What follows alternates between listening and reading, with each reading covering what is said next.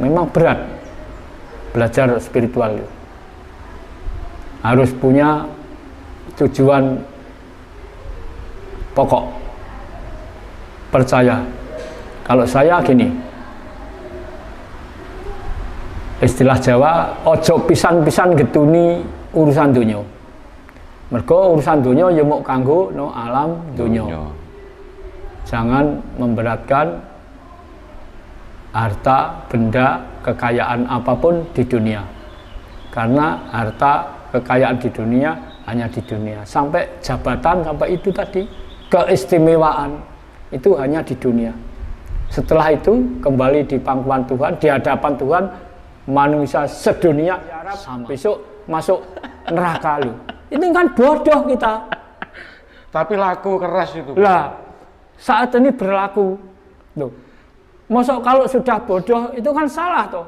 Mosok kalau sudah tahu salah mau diikuti. Coba ayo pakai akal sehat. Iya. Masa orang kalau nggak pakai cara Arab masuk neraka? Iya. Loh, gimana? Masa Tuhan itu nggak tahu cara Indonesia? Tahu toh. Lah, makanya ini tinggal manusianya lagi. Nah, ketika membangun kesadaran masa ditakut-takuti? Lah, itu kan banyak pengikutnya. Bukan kesadaran murni berarti Bapak ya. Lah, itu kan bukan karena sadar, karena takut. Karena takut. Sampai orang mati pun. Paksaan juga itu Bapak. Iya, paksakan, tapi maksa itu tidak harus secara keras. Maksa orang itu, ya, maksa orang pakai akal halus, politik, pakai cara yang halus, biar kita ini menekan orang tidak terasa ditekan orangnya, kan gitu. Sampai orang mati saja kerandanya dipakai kudung ini, ditulisi Arab. Sama saja itu kan bodohi Tuhan itu. Maksud Tuhan bisa diseladur, dibodohi. Ini orang Arab, ya enggak toh. Di masa kecil saya orang mati ya sudah kerandanya ditutup. Kalau dulu ya kain polos, kadang-kadang ngejarik, itu nyamping itu. Iya. Kan nggak ada tulisan-tulisan orang mati dikasih label. Iya toh? Iya. Kalau nggak ada labelnya tulisan Arab, nggak diterima Tuhan loh. Mati ini kehendak Tuhan apa kehendak orang Arab? Jangan bodoh kita sebagai bangsa Indonesia. Indonesia loh. Berapa puluh suku Indonesia, tapi nggak ada WN ini suku Arab nggak ada. Tapi budaya Arab lah yang berkembang. Kenapa? Karena kita bodoh. Ya toh? Iya, betul, suku Dayak, suku Ende, suku Atmat, suku Padang, suku Osing, nggak ada WN ini suku Arab. Tapi budaya Arab yang berkembang di Indonesia. Iya. Karena apa? Ya karena kita ini bodoh. Masih bodoh. Kalau sudah dibilang menuju zaman terang benerang bagi siapa? Ya bagi Arab, bagi Indonesia gelap gulita. Iya. Iya toh? Bagi Nusantara masih bagi gelap. Nusantara gelap ini. Saat ini bangsa kita levelnya paling rendah. Bangsa terbodoh sedunia. Karena apa? Punya tidak bisa make. Punya lo tidak ngerti. Karena apa? Tidak pernah melajari apa yang kita punya. Yang dipelajari miliknya orang asing. Jangan bangga dulu kita punya kapal terbang, punya jalan tol, punya pabrik-pabrik. Jangan bangga dulu. Itu kalau kita sudah tinggal dunia tidak dibawa. Ya kan? Iya. Mari kita berdiri di kaki sendiri. Ini. Kita Indonesia, tetap Indonesia. Kembali Nusantara, ke jati diri kita. Nah, Nusantara, tetap Nusantara. Bali ke jati diri. Oh, jati dirinya saja nggak menemukan. Nggak tahu, ya. Ya. Kalau dikatakan orang gini-gini, nganut saja. Yang ngatain gitu-gitu, nasibnya sendiri nggak tahu kok. Coba.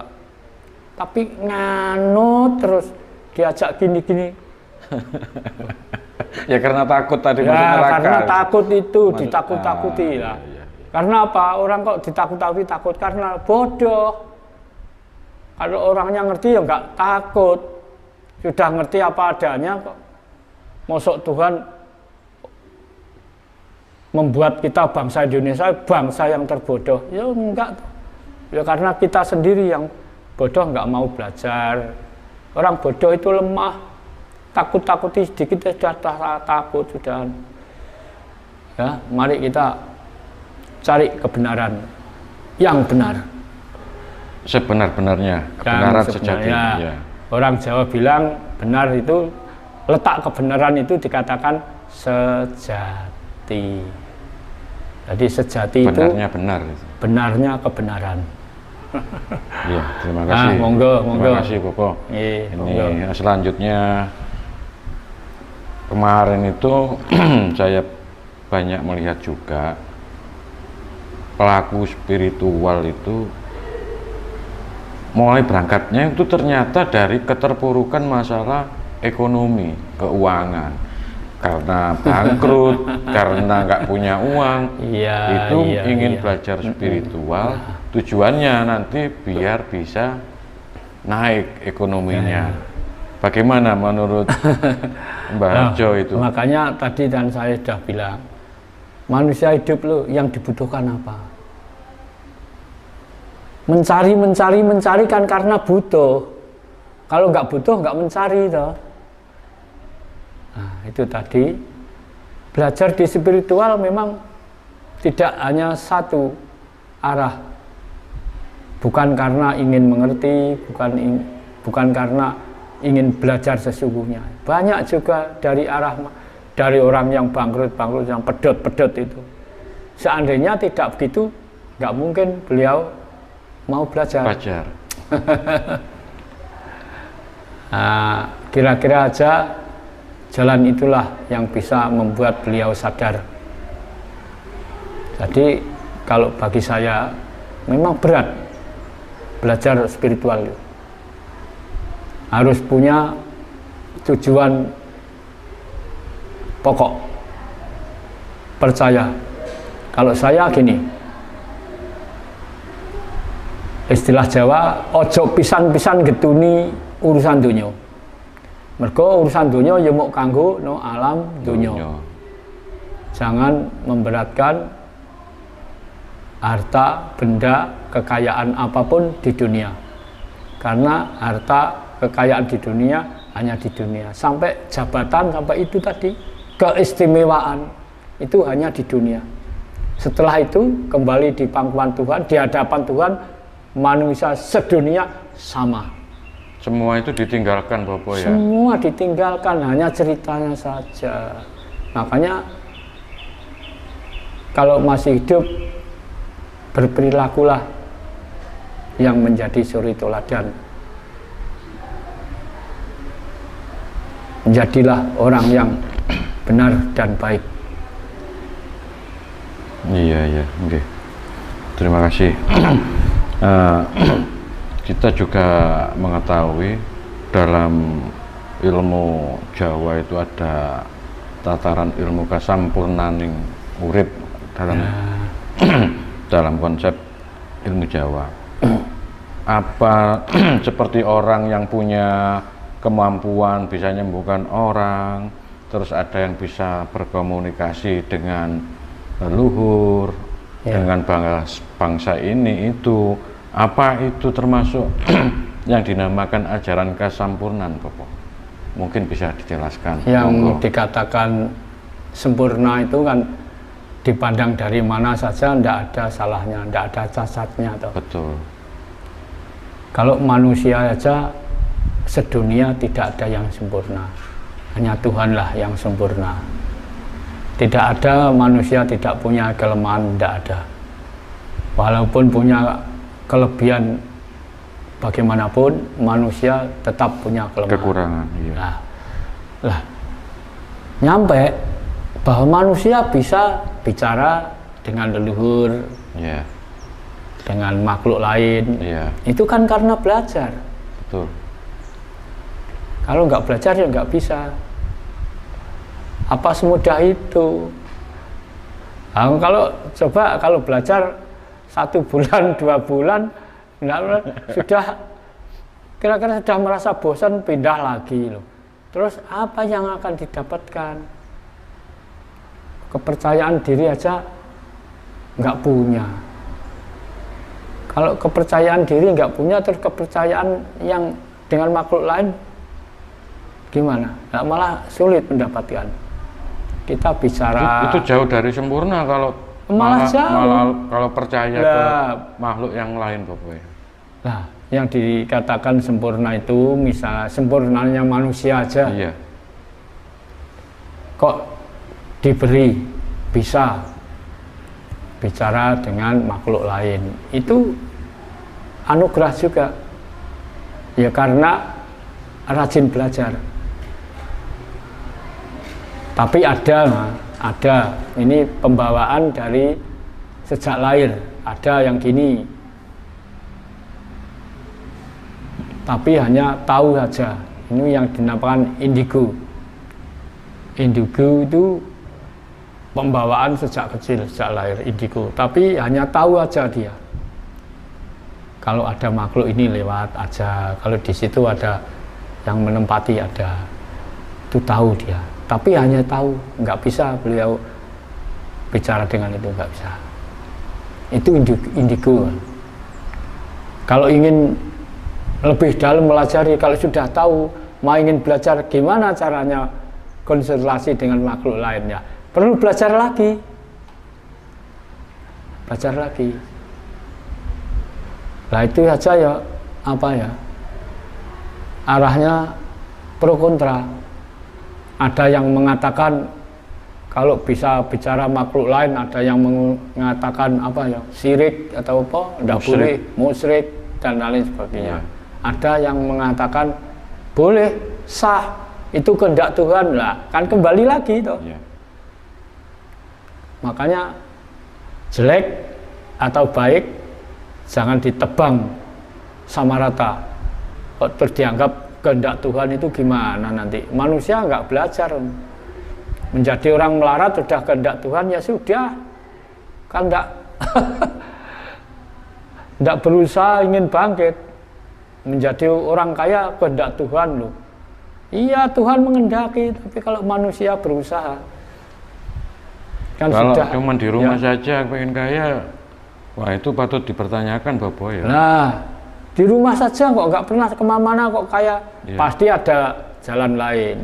Di rumah saja didatangi orang. Ya bisa jadi. Juga bisa jadi didatangi orang karena apa? Bisa jadi. Mempunyai kelebihan apa? Ya nggak mungkin. Kalau nggak punya kelebihan, nggak ada yang ditanyakan, ya nggak mungkin didatangi orang. Ngapain datang jatuh jauh? Nah, gitu loh, Mas. Kita ini kesana kemari, Pulau Jawa sampai ujung timur sampai ujung barat ini ya apa? Belajar. Ini juga belajar. Ketemu warga yang kesana.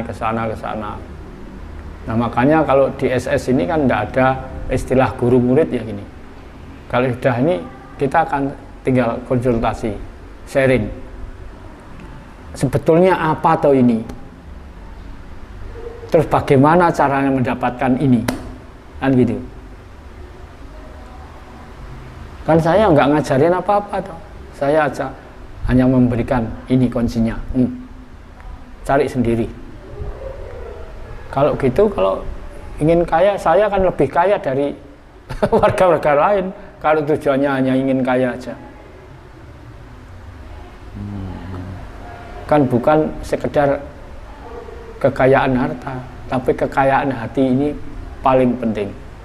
Itu yang lebih utama. Nah, kita ini sama kok. Makanya kita harus punya cinta kasih. Banyak leluhur-leluhur kita yang terjebak karena dunia. Kan godaan dunia kan ada 3. Harta, tahta, asmara. Iya. Ya, asmara. Cinta. Cinta itu macam-macam, cinta asmara, cinta harta. Tapi asmara ini nggak bisa ditolak. Digoda dari asmara nggak bisa. Dari harta nggak bisa karena sudah kaya. Tapi dari tahta, apa tahta? Kekuasaan. Banyak toh leluhur-leluhur kita. Betul. Lah, ini bisa menjadi Koco Benggolo. Misalnya ya kakek kita sendiri, Mbah Said, Mbah Raden Said itu kan ya terperangkap karena apa? Tahta kekuasaan. Iya, ada kaitannya. Ada. Beliau digoda harta, beliau anaknya orang bupati. sugih. Bupati ya. Putra bupati, orang terpandang, orang terpengaruh di zaman itu. Betul. Semua putri-putri siapa saja yang mau mengendaki ingin dibersunting, nggak ada. Tapi kelemahannya ini kakek kita ini, leluhur kita, leluhur orang Jawa masih bisa tertangkap dengan perangkap ini, tahta kekuasaan. Ya, seandainya leluhur kita ini tidak punya kelemahan ini, orang Jawa tidak seperti ini beratnya. Ya, toh? Betul, Pak. Betul. Makanya sebelum itu yang datang ke sini ya, zaman kejayaan Majapahit itu yang sekarang disebut namanya Mbah Sunan Ampel itu Raden Rahmat. Mbah Rahmat, Raden Rahmat. Raden Rahmat, iya. Nah, itu kan datang sini minta izin pada Prabu Brawijaya, entah Brawijaya yang keberapa ya. Tapi jalannya kan gitu, diizini. Nah, setelah beliau tahu kalau mau bertuhan kok caranya beda, jadi dipindahkan ke sana. Loh, kalau bertuhan kok apa bengok-bengok ini? Teriak-teriak, panggil-panggil Tuhan. Iya. Nah, kan orang Jawa dulu kan enggak. Sampai sekarang orang Jawa kalau bertuhan kan cukup diem aja. Iya. Tak gini. Kalau sudah punya kunci ya paling dak buka kunci, nah langsung. Kan beda dengan budaya dari sana. Beda. Ya. Setelah itu beliau, oh kalau gini kan ganggu saya, coba saya tempatkan di sana. Cara Jawane wis tak leh nih kono lho. Tapi nggon ki ora tak wenehno, tak wenehi ngampil. Nyilih. Oh, dipinjami. Dipinjami tempat. Istilahnya ngampil. Sekarang istilah jadi ngampel. Ini saka tembung ngampil. Ngampil ki nyilih. Oh, gitu. Disili. Iya. Enggak, baru tahu ngampil. ini, Bapak. Nah, itu loh. Kalau ini tidak diwedar mungkin kita ya selama ini tetap tidak tahu ini. Ya, tahu.